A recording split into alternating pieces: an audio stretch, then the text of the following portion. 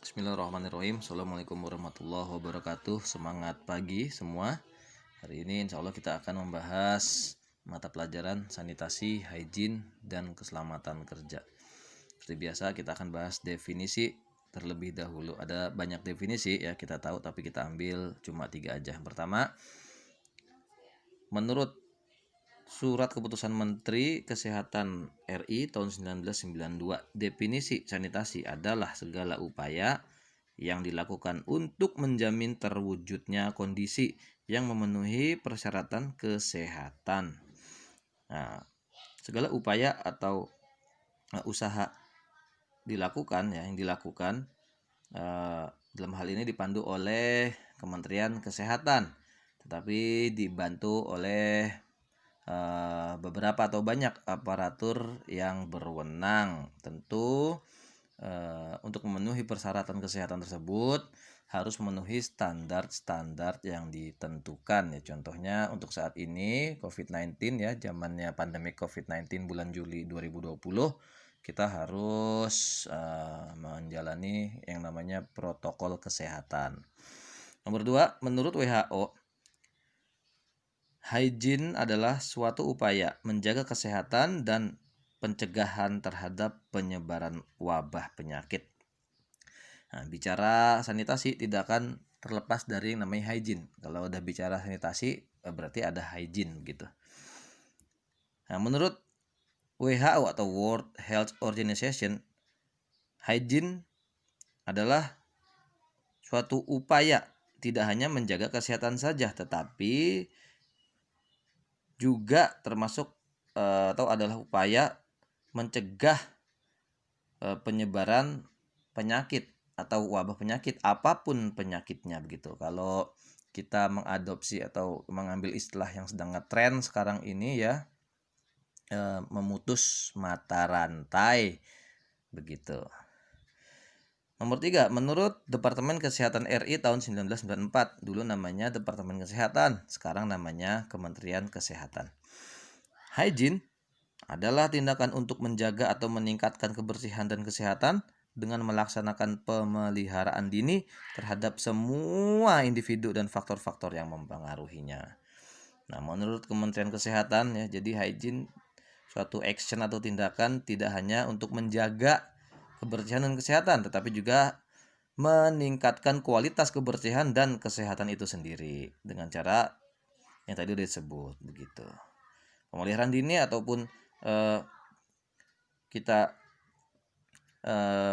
bahas di sini ya, pemeliharaan dini dan langkah-langkah lain termasuk faktor-faktor yang mempengaruhinya akan dibahas pada halaman berikutnya, ada penjelasannya. Sekarang kita masuk ke halaman kedua bagian B. Contoh-contoh usaha pemeliharaan kesehatan. Yang pertama, usaha pengebalan. Nah, ya kan tadi bicara pemeliharaan dini, bener nggak? Tuh, pemeliharaan dini pada halaman ke-1. Sekarang halaman berikutnya. Kita tahu ya, istilah yang kita kenal usaha pengebalan yaitu imunisasi. Contohnya imunisasi campak, imunisasi tetanus toksoid, imunisasi polio, dan seterusnya. Tentu kita punya pengalaman tentang imunisasi ini, tentu di bawah standar WHO. Yang kedua, usaha kesehatan individu. Maksud di sini adalah gaya atau pola hidup sehat. Kalau Pak Fadli boleh rumuskan, itu disingkat 4 huruf, BIMO. B-nya bekam, I-nya istirahat, M-nya makan makanan bergizi termasuk minum juga, O-nya olahraga teratur terukur. BIMO ya. B-nya bekam. Pak, bagaimana kalau saya nggak ngerti bekam? Ya boleh juga donor darah. Ya, donor darah itu sehat. I-nya itu istirahat harus cukup. Tidur, dalam hal ini tidur minimal tidur itu 6 jam, kalau bisa mah 8 jam ya. 8 jam kita kerja, 8 jam kita tidur, 8 jam kita beribadah. Makan makanan yang bergizi atau minum minuman yang bergizi, 4 sehat 5 sempurna. Nasi, lauk, sayur, buah, susu. Lauknya boleh ayam, boleh daging, boleh ikan atau telur. Sayurnya ya pahamlah sayur ya, sayur-sayuran hijau, daun-daunan. Buahnya buah-buahan ya, pepaya, mangga, pisang jambu, dan seterusnya. Terus juga mengkonsumsi susu. Dan gaya hidup sehat itu juga olahraga terukur dan teratur. Kalau yang tadi istirahat cukup, makan cukup, bekam juga cukup, olahraga juga jangan lupa harus dilaksanakan secara teratur dan terukur. Berikutnya usaha kesehatan lingkungan hidup ya seperti 3R, recycle, reuse, reduce, atau memilah sampah organik dan non organik dan seterusnya dan seterusnya. Bagaimana Pak tentang UKS, apakah termasuk usaha pemeliharaan kesehatan? Ya, cuman belum ditulis ya, UKS juga termasuk. Sekarang bagian C, usaha-usaha kesehatan kuratif. Nah, maksudnya ini bagian C dilaksanakan apabila bagian B udah dilaksanakan tapi masih terkena penyakit juga. Berarti kita harus melaksanakan usaha kesehatan kuratif. Yang pertama usaha pengobatan, yang kita kenal dengan treatment. Nah, saran dari Pak Fadli, kalau kita berobat ke dokter, kita mestinya kasih tahu ya riwayat kita.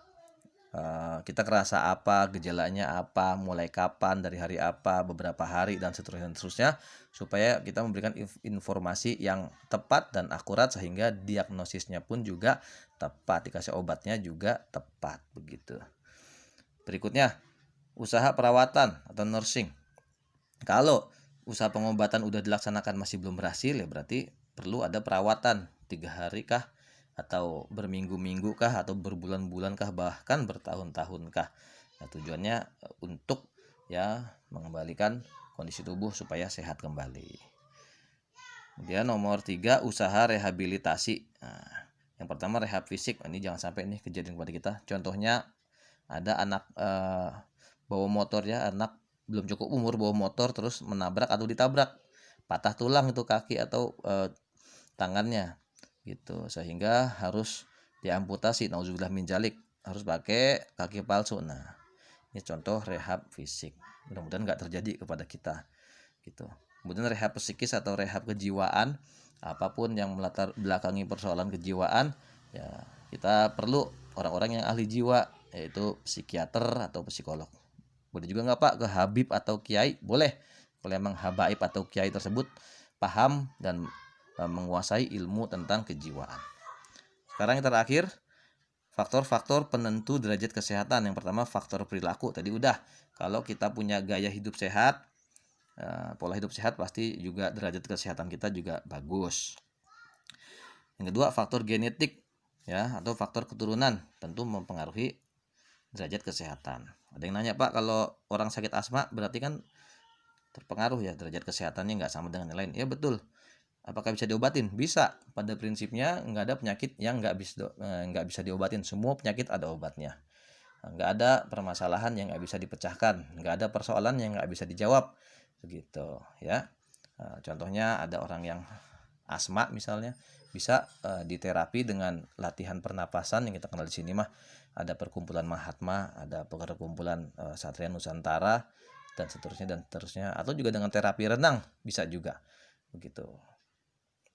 Kemudian faktor lingkungan, ya tadi udah faktor lingkungan, dimana kalau kita berada di lingkungan yang nggak bersih ya tentu akan memberikan pengaruh terhadap derajat kesehatan kita. Makanya kita mesti sadar dan terus menjaga kebersihan serta kesehatan.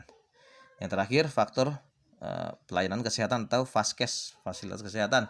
Ada klinik, ada puskesmas. Nah, itu memberikan pengaruh pada derajat kesehatan masyarakat atau seseorang, karena kalau ada tempat yang di sana nggak tersedia puskesmas atau faskes, pasti kesehatan terganggu ya masyarakatnya. Misalkan ada masalah tentang kesehatan, punya penyakit apa, mau berobat kemana ya kan, puskesmas nggak ada, klinik nggak ada, kan kasihan gitu. Makanya bisa dikatakan faktor pelayanan kesehatan mempengaruhi derajat kesehatan.